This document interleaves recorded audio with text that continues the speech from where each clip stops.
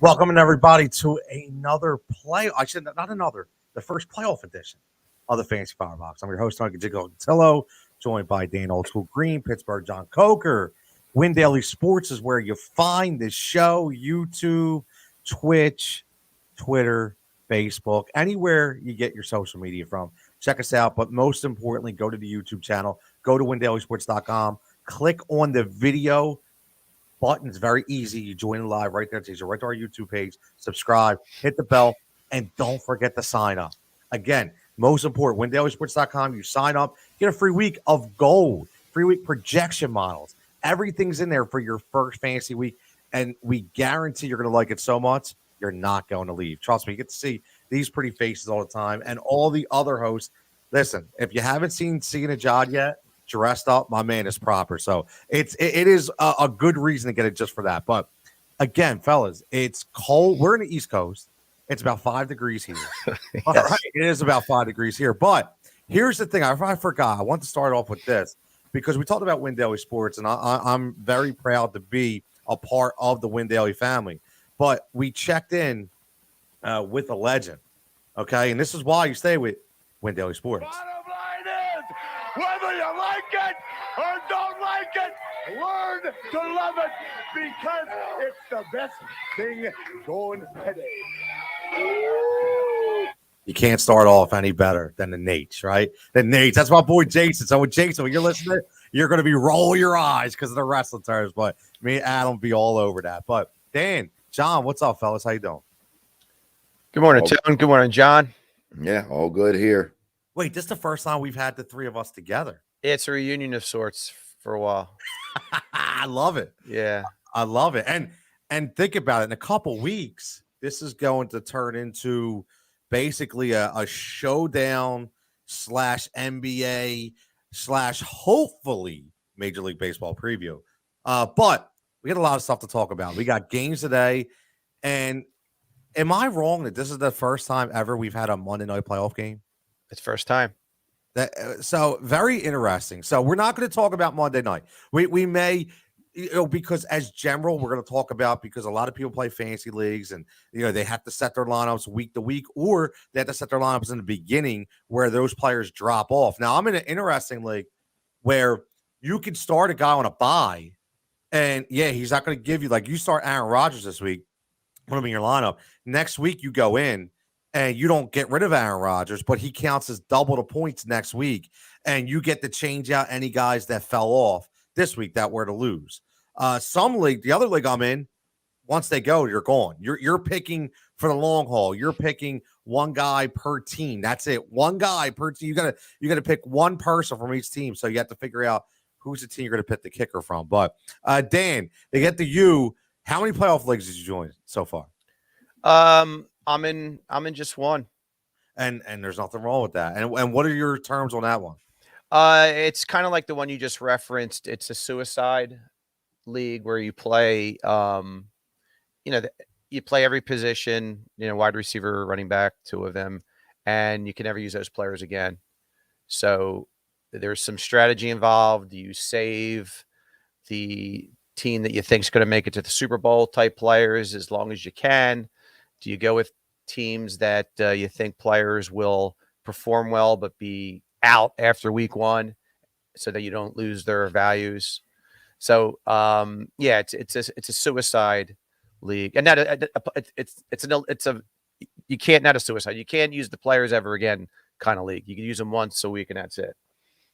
Listen, and that's tough. And I know, John, you've been around a long time as well, and we've gone through a lot of these leagues, and that's one of the, in my opinion, the hardest ones to do, because you need to forward think, right? Who's going to go deep into the playoffs? Is it going to be Brady and the Buccaneers? Or is Brady not going to have a great, tremendous fantasy total for the next couple of weeks, and maybe a guy like Joe Burrow blows up in week one and outpaces him even though they lost? So how do you kind of do your strategy when it comes to playoff fantasy?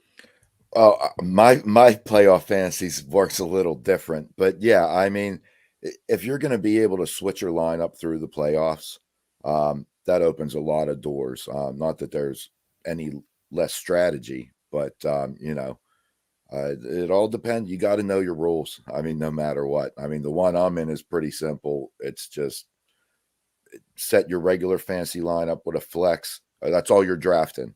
So 1, 2, 2, 1 flex, kicker D. When they're out, they're out. If they're on a bye, they're on a bye. So yeah, you got to play a little bit of how far you think they're going to go in the playoffs.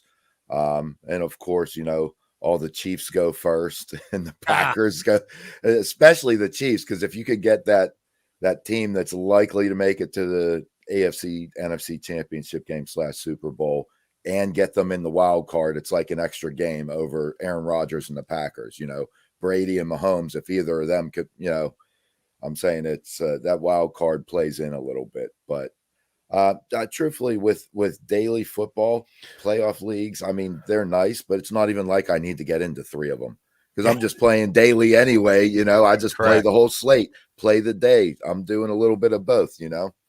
No, I like that. And that's the truth. With the world DFS, that's kind of where you do it. I mean, you could do showdown lineups. You could just do the weekend lineups, you know. So I'm the same way as you guys. I'm doing one playoff league, and the rest are just all going to be daily because there's so many different things that could happen. So let's get to these games. And number one, weather, right? Number one, weather is going to be an issue in a lot of these games. The Tampa game with the rain and 40-mile-an-hour winds. You got Buffalo, like 18 degrees, 2 degree wind chill factor, right? Gusty winds out there. So many things. So Dan, do you look at that as a number one strategy when you're making these lineups? And if you do, are you staying away from either one of those games, or are you kind of just looking at it from a different perspective? No, I absolutely do. If it's going to be heavy rain and heavy wind, you know, that's going to be probably more run centric, but I'm not trusting any players from the Eagles in fantasy this week or DFS this week. And the Buffalo game, correct me if I'm wrong, gentlemen, isn't this almost a similar script to that game where Belichick only passed the ball 3 times? Yep. It's no different. He doesn't want Mac Jones to screw the pooch again. So maybe you go, you lean heavy on, you know, Harris, you know, in that game, or Stevenson in that game for the running game, because you almost sense that Belichick doesn't want to throw the ball. So well, here's the thing about that game.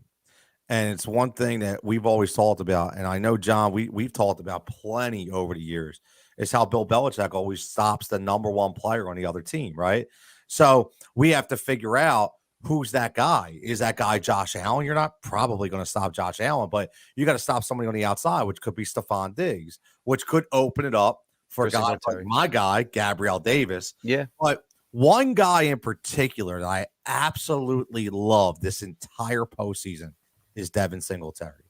You know, it's amazing that he came in as an afterthought, obviously, because of the whole Zach Moss experiment. We all thought Zach Moss, and people got on the Matt Breida wagon, but they have fallen in love with Devin Singletary, with the way he's been able to run, the way he's been able to get outside, pick up blocks, pick up blitzes, pass protection, screenplays, and he's getting the goal line carry. So, John, Devin Singletary, could he be one of these diamonds in the rough that we look out for this entire playoffs?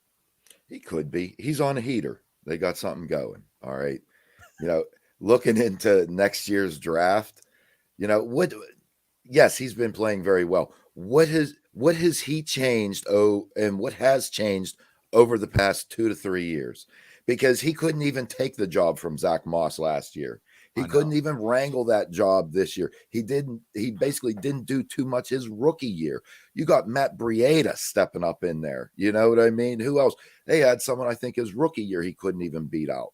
So, yeah, he's playing really well now. I like him in the playoffs. You know, I think it helps the Bills as a team. And, you know, now it's all about wins. It's not about egos. It's not about Josh Allen passing stats.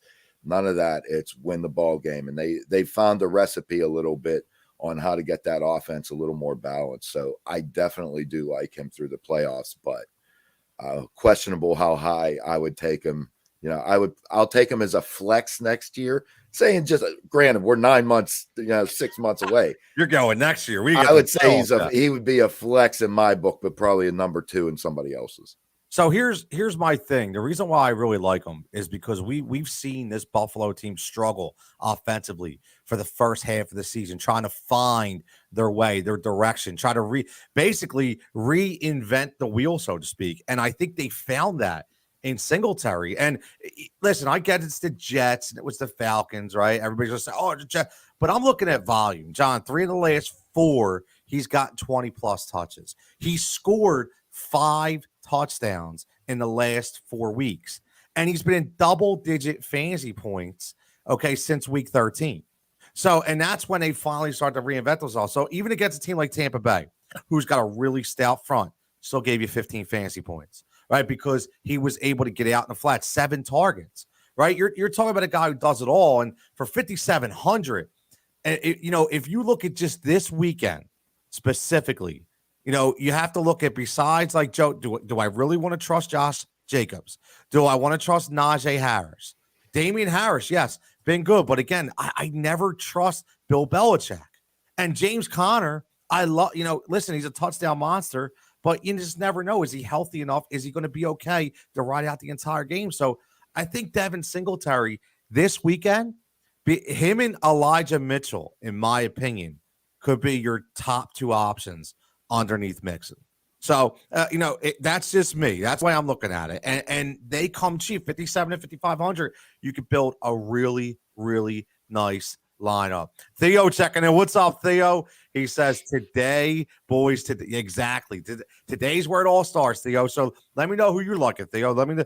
Are you in on a Singletary wagon? Are you in on the Elijah Mitchell wagon? Or are you just going full bore right up top to Mixon and to guys like Najee Harris? Dan, what about you, running back position? Are you just going top tier? Or are you looking for those gems? No, well, the top tier is definitely Mixon. One of the things I just recently discovered, and unfortunately, this doesn't work for DFS, like as you mentioned, the Monday night game kind of screws the pooch on this. But do you realize who the leading rusher in the NFL, third leading rusher in the NFL is since week 12? And that would make him the leading rusher in the playoffs, because the top 2 guys on that list are not in the playoffs. So who's in the playoff is the leading rusher since week 12? Is it Sony Michel? Correct. And another guy that interests me is Darrell Williams, because Hilaire's out. He is out. So at 5,200, why not give it? Do you think Gore's going to poach carries away from him in a playoff game? So Darrell Williams right now on DraftKings is 5,500. Oh, he went up. And he still has the toe issue. So he's questionable. Toes are interesting. Right. So you don't know how the game's going to go. And I know this is a great question for John, because he is the Pittsburgh guy.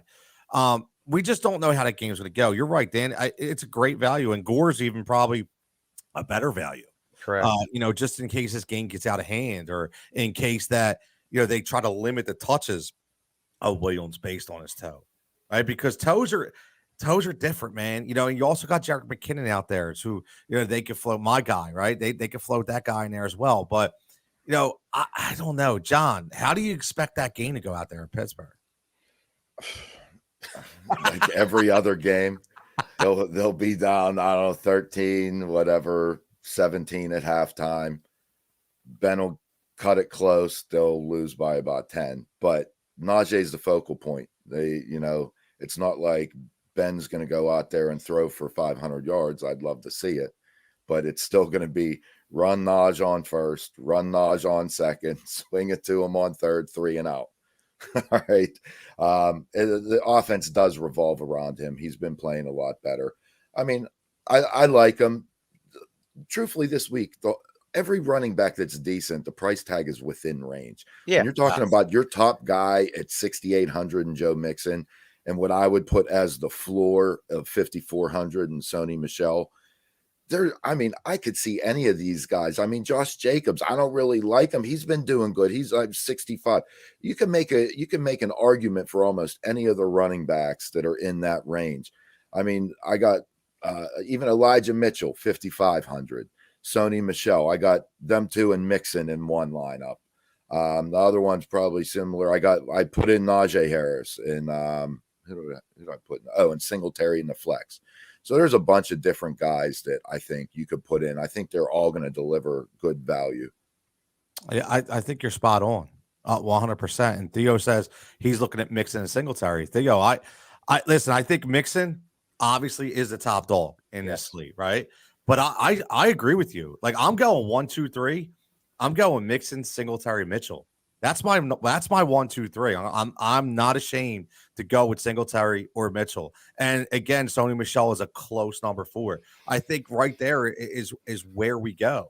They offer the best value, and like John said, the price point is not that steep. I'll never pay $6,500 for Josh Jacobs. He's on the DTM list to me. He is completely dead to me. I will never, ever start Josh Jacobs ever again. Just won't do it. But let's swing. We listen. Let's swing to the receivers, because I think there's a lot of interesting things, because we try to keep the show flowing. Nobody wants to sit here and listen to us for an hour, right? So let's look at the receivers for this weekend, because I think at the receiver spot it's a little different. And number one, you just look at those top 3. I don't think DraftKings could get it wrong with Cooper Kupp, Debo, and Jamar Chase. But how about Debo? Listen, everybody's talking about Cooper Kupp, rightfully so. The guy had an amazing year. How about Debo Samuel? Right? How about Debo as a top 5 receiver, actually a top 3 receiver in fantasy this year? Guy just electric, doing it all. I mean, one week he's got 3 catches and 12 runs. The next week he's got 10 catches and 2 runs. I mean, he's all over the field. If he could just stay healthy for an entire year, he could be the number 2 and fight Cooper Kupp for the number 1 spot in fantasy when it comes to receivers. So, John, when we're looking at receivers, we know what the top tiers are, but how are you breaking this group down? Because there's a lot of interesting values if you really dive deep into these rankings. I mean, the big guy that I keep coming back to is Ty Johnson on the Bucks. I mean, that's my value play, 4,000. That's really the guy. Cecil Grayson's out. I do like Mike Evans a lot. I mean, truthfully, if I'm pairing guys up, I like Brady with Evans this week. I like Burrow would love to get him with Chase, but the other thing that I keep ending up with is Higgins at 6,300, trying to fit some other players in. If I could save, what's Chase? 74. So saving $1,100 to upgrade another position, and I'm getting T Higgins, because I mean, truthfully, Burrow's going to hit who's open. I mean, we've seen them both have good games in the same game. We've seen, some of them outperform, one outperform the other, but I think either of them can do it. So Higgins, just trying to get a piece of that offense. It's not cheap, but when I got Burrow out there and I don't feel like paying up for Chase, I think Higgins is a good second. Yeah, listen, that Cincinnati Raiders game should be a lot of points scored in that game, in my opinion. I'm pinpointing that game right on the map. Now, Theo says, do you worry about Debo taking a touchdown for Mitchell? No, you're going to both going to get theirs, in my opinion. I am not afraid at all. I think Mitchell scores at least once and Debo scores at least once. And one of them is going to get 2. Not sure who it's going to be, but their numbers are going to be high enough without the touchdown for them to be a value. Our buddy Rick checking in says Renfro in daily, especially in leagues that Dan is in. I love Hunter Renfro, man. I love Hunter Renfro. He was my preseason pick to be that guy. He continues to be that guy. He just produces, and he's a gritty receiver. But I got some really dive deep into Cincinnati because I'm a Tyler Boyd guy. And I know everybody's going to jump on the Higgins bandwagon and jump on the Chase band, rightfully so. But if you dive and look at what Tyler Boyd has done, since week 13, he's been in double-digit points. He's had at least 5 targets per game. And he's getting to the point where he's being a touchdown threat, 3 touchdowns in 3 games. I'm not a touchdown-dependent guy, and I don't think Tyler Boyd is either. I just think this offense is so good right now that he comes the forgotten guy against opposing defenses. And he's talented to be a number 2 / maybe a 1B on another team that doesn't have T. Higgins and Jamar Chase. And for 5,000, Dan, I really think that this is going to be a steal this weekend. No, I agree. And you hit the nail on the head with the they have one of the best receiving cores in football. And I remember seeing someone post the three of them on Twitter as the best receiving core in the league, and everyone was mocking the person who put that post. But I think a lot of teams would love to have those three guys as their wideouts and not have to worry about that position for many years. So I think, I lean towards, no, I like the Boyd value, but I kind of was doing what John referenced. I didn't want to go, if you wanted to save money with Chase, I was leaning a little more Higgins, but it's funny. Rick stole my thunder. I love Hunter Renfrow this weekend. And I'll do a little bold prediction since we might be short on time. Oh, yeah, that's good. I think Renfrow is going to have more receptions and yards than Chase this weekend. Ooh, I like that. I love the bold predictions. See, and I like a little bit of Zay Jones at 4,200. I've been riding him. John loves him some Zay Jones. I don't love Zay Jones. I never liked the guy until he started just he's getting balls. You know what I mean? Week 14, 7 targets, 9 targets, 8 targets, 10 targets, 8 targets, $4,200, and you can guarantee me 8 targets. And that's kind of, look, Boyd usually catches almost everything thrown to him, but he's only getting 4, 5, 6 targets. This dude, his floor is about 8 targets at 4,200. That's why I keep going to him. I don't like Zay Jones, but if Carr wants to throw him the ball, I'll take him. Now and you know what? That's a great line of thinking. I mean, that's what it's all about, because 4,200, I mean, like you said, volume is the key, right? Volume is key. If you're getting 7 to 8 targets a game, you know that guy's going to do something for you. And now he's going to be able to fill in your lineup when you're going after those big guns. How about this guy? 8 targets. Well, one aberration, 3 targets, 8 targets, 10 targets, 9 targets. My man, Ray. Oh, that's Ray McLeod. Look, you hear John. 3,600 for Ray McLeod this week. I just puked in my mouth a little bit. I know. Yo. You should hear me screaming at the TV every time it goes to Ray McLeod. Ever since he fumbled that one punt return, He dead to you? Yes. Yeah, well, don't throw it to Claypool. Just throw it to Ray McLeod. Don't throw it to that dude that can jump to the sky. No, listen, this is good, because we what everybody knows the top guys are, right? So we got to get the value in. And I like me some Cole Beasley this week. You know, we talk about bold predictions. Cole Beasley is going to lead the team in receiving and catches in New England this week, for Buffalo. This is going to be a game where the passing game is going to come back down to earth a little bit. Josh Allen's not going to be airing it out, the weather being what it is. This is going to be a slot receiver kind of game. This is going to be a short pass kind of game, and that breeds Cole Beasley. So for me, Cole Beasley is one of my bold predictions. And the other bold prediction, because we're getting that right now, is we didn't even talk about the Philadelphia Eagles. We are Eagles proud here. I know we're not going game to game. Jalen Hurts is going to ball today. I don't care how much rain is out there. I don't care how much wind. Let me just tell you something. This kid has been ranked the second to least talented quarterback in the playoffs, above only John's guy and Ben Roethlisberger. Okay? That is a complete slap in the face to Jalen Hurts. I don't care what you say about him. I don't care if you said he's got no arm, he can't make a pass. Listen, all I know is the Philadelphia Eagles are in the playoffs because of Jalen Hurts. Because guess what? If A.J. Feely was behind there, okay, I'm going to bring up some backup quarterbacks, right? If A.J. Feely or Coy Detmer was in there, right, this would not be happening right now. So stop putting him in that category. This kid is legit. He can play the quarterback in the NFL. That's why the Eagles are where they're at. So my bold prediction, I'm going to go Jalen Hurts for 300-plus yards a day through the air. I think that game is going to, number one, everybody thinks it's going to be low scoring. I completely disagree. I don't care about the weather. I think this is going to be an air-out game. I think they're going to stop the run, and I think they're going to force the Eagles to pass. And I think the Eagles, remember, nobody thought we could do that in the Super Bowl either. And I think it's going to be the same kind of storyline. And I predict that Jalen Hurts will be that guy. Now, Theo says, would you fade Mixon and get Chase, Higgins, and Boyd? That's a lot, man. That is a lot of Bengals on one team. I don't know if I could put all that Cincinnati on one squad.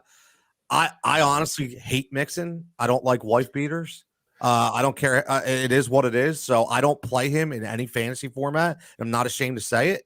It is what it is. But it's hard not to see what he's done this year and what he could do this week, right?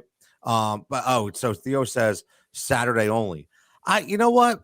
I the only thing I don't like about three of those guys is now you're relying on the entire passing game to click.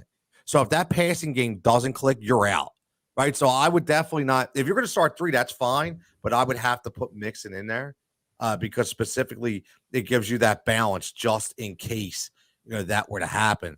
But there's a lot. Listen, John said another guy, Tyler Johnson, right? Another $4,000 value for Tampa Bay. Right, they're already hurting with injury. I still think that's going to be a Gronk game. I do. I don't see the Eagles being able to stop Gronk, because he's just a unbelievable physical specimen, and he's going to play at Super Bowl level. And I don't know, T.J. Edwards, Alex Singleton, are they going to be able to stop him? I really do not think so. So it's going to be hard. But no, man, you're the best for checking in. I appreciate it as always, man. But let's go into this. Is there any games? We talked about different positions, and I know the tight ends. We could talk about the tight ends a little bit because even in playoff format, you have to start a tight end. And I just talked about Gronk. But Dan, is there any other tight ends that maybe you look at and say, okay, I don't want to pay $6,400 for Gronk. I don't want to pay $6,700 for Kelsey, but maybe in that $5,000, $4,000 range. Anybody stand out to you? Yeah, the past 4 weeks, 11, 13, 9, 10 targets at $4,500, Zach Ertz. Yeah, you can't beat that, man. But that's a Monday game, so that could be a problem. I think with the way Ben's playing, you got to look for the underneath to Freiermuth, 4,000. And if you really want to go absolutely low ball value and stack your lineup, Cameron Brate. Yes. $2,800. I love Cameron Brate. I do. I had him last week. I'll do him again this week. Whenever they're down in that red zone, he's always looking for Cameron Brate. He really is. He's always looking for Cameron Brate. He loves Cameron Brate, right? And my buddy Tank, I could watch that. You don't know what this is a work comment. So I know what that's all about. I'm not eating now, Tank. We're good. I'm slimmed down now, so I'm not. My fingers are being healed. How's that? But how about John? I love me some Hunter Henry. Yeah, and I've been on a Hunter Henry wagon for the last 3 or 4 weeks, and I think rightfully so. Right? If you break down what he's been able to do, 25 targets in 4 weeks, he's become the go-to guy for Mac Jones, especially in the red zone. So I really, really like what he's been able to do because I don't think that New England team, I think you can agree, is not, they don't have that number one wide receiver. It's not Jacoby Myers, it's not Kendrick Bourne, right? They're always going to have a different guy because they involve everybody, just like Bill Belichick always does. Run the ball, get it to the tight ends. That's the reason why they signed Jonnu Smith and Hunter Henry. But John, tight ends, do you like Henry, or is there any other value out there we haven't discussed? I have Henry in one of mine. I was feeling Higbee.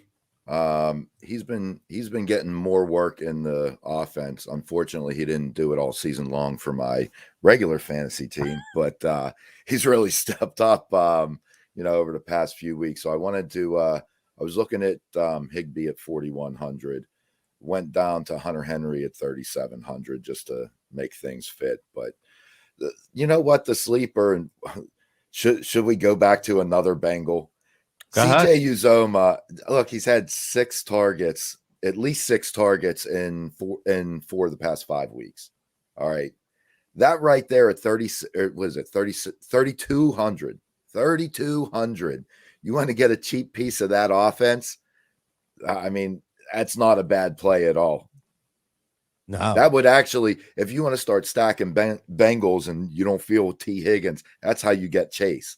You go with some Burrow, CJ, and then you get Chase because you made up that money at the tight end.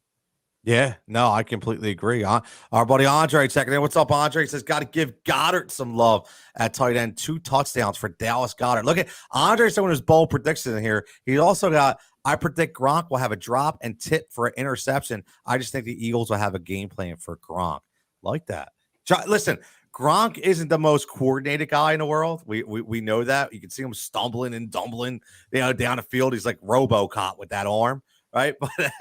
But at the end of the day, man, I don't know, Andre. I like the Goddard play because I think Jalen Hurts is going to have himself a game.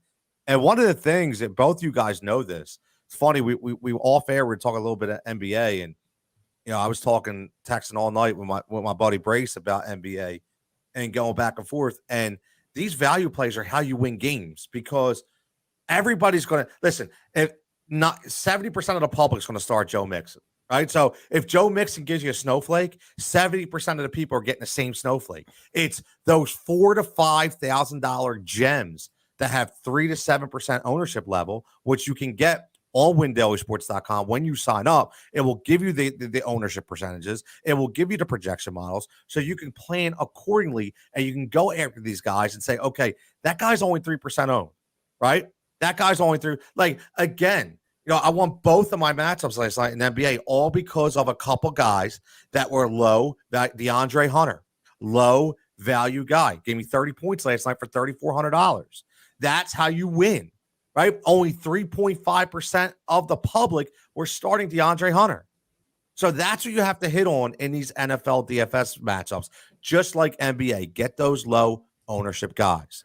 So before we close out, because we want to keep this under 40, and we're right on par, man. I love this. Listen, full transparency, I got a hard stop at 10 because I got to get online and get in virtual line for the new Jordans. So just throwing it out there. So 10 a.m. is when they drop. So I got to be online for the J. You got to get the J's on, man. You got to get the heat going. Like my boys tell me, I got to keep the heat game up, just like Heat Ratio Sports. Check that plug. But Dan Green. Yes. Whether it be bold predictions, whether it be games that you really like, whether it be games, any last final fantasy playoff thoughts that you have right here on a Saturday morning. Yeah, I'm pondering that league I was telling you. So this is for the people that do the league that I referenced, where you can only play a player once and then they're done for the rest of the playoffs. So one of the strategies is to stick NFC side, AFC side, so you're never stuck without. If you load up on the Cowboys and somehow they make it to the Super Bowl, God forbid, then you don't have those players left in the Super Bowl. But for this particular weekend, I'm going to reference the Cowboys because I think in that lineup that I was referencing, I might do a Prescott, CeeDee Lamb, Dalton Schultz type lineup. Ooh, that one Dalton in there, the Roadhouse special. Yeah, Dalton, yeah. And he's a steady guy. And if you really and then it's somehow, some way you can't fit a Dalton Schultz, Blake Jarwin's back and he has unbelievable value. And there was one point where they were 1 and 1A together before Jarwin got hurt. So just something to think about. But if you go AFC heavy, I have a pretty heavy Cincinnati lineup. And if you're going to go NFC heavy for this playoff format I'm discussing, I'm leaning Dallas. Oh, see, I Dallas is so inconsistent for me, right? I can't buy in. I can't, because I look at that team and I'm like, what are they, right? What are they at the running back position? I didn't say Elliott. Is it going to be Pollard? What's that? I didn't say Elliott. I know it's just like, but again, I don't think Dak is the guy that's going to come out and beat you, and I think that's the biggest problem. Neither is Jimmy G. So that'll be an interesting game. Yeah, I think so. Now, here's an interesting thing I want to ask you guys before we get out of here, because you always look at when you're looking at these games and you're looking at these players, you're looking at the values. So I think I don't know if you guys know this, but you pull up your DraftKings page and Jalen Hurts and Gardner Minshew are 1A and 1B. Gardner Minshew is ranked higher than Derek Carr, Jimmy G, and Ben Roethlisberger. I mean, are the football guy? You know how they always say, what do the numbers tell you? What's the line tell you? Something going on here that I'm looking way too far into, because why would they have them neck and neck? Why would Gardner Minshew be more money than Mac Jones, more money than Ben Roethlisberger, Garoppolo, and Derek Carr when he's not even supposed to lace up? Like, Algorithms. it's crazy, isn't it? It's that simple, algorithms, because it look, I don't know how they figure this all out, but I'm sure it's the replacement value of the backup to the starter. If Gardner Minshew goes and starts, I don't think the line changes a whole heck of a lot. Like, it'll move, don't get me wrong, but I'm saying Minshew coming in as a backup quarterback to the starter, and then you gotta watch, and they got to hedge their bets in terms of the pricing. You set Minshew there, he ain't supposed to start, so who cares that his price tag's there? But that's where he would be worth if he was a starter. That's my take on it. I just thought it was interesting. Pat says it's the stash you got to pay for the face hair, and Pat also says, I agree with Pat here. I can't put a Cowboys player on my team ever. It's just so hard. Not to reference our boy Big Pun from back in the day, and Donnell Jones. It's so hard. I listened to that last night. But again, it's very, very hard to be able to put a Cowboy, a cockroach, on my team. No. Very, very hard. No, I'm sorry. Fantasy, there is no Yes. team allegiance. No, right. As a Steeler fan, I had Ray Rice as my keeper. I don't care. He played for the Ravens. Don't matter. Fantasy football, that's money. It has nothing to do with allegiance.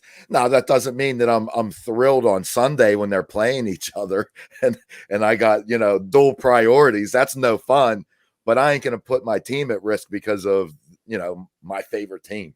Wow.